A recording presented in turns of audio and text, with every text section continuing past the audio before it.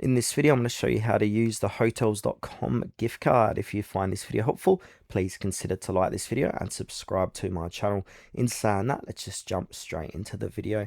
Okay, so the best way to do this is to find your next trip. So I'm going to go ahead and find a hotel in Adelaide to use this gift card. So I'm going to select those dates. I'm going to have just travel solo. I'm going to click search. Now, basically, you want to get to the checkout section of hotels.com to use this gift card.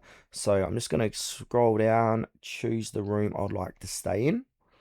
So I'm going to use this one here, Allure King Rooms. You can see the price. Now I'm going to click on pay now.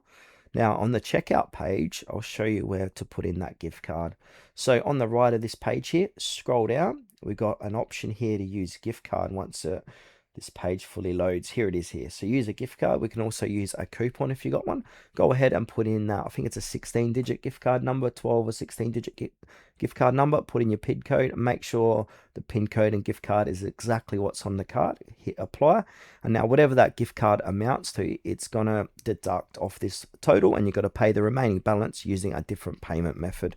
And then from there, just go ahead and complete booking as you normally would.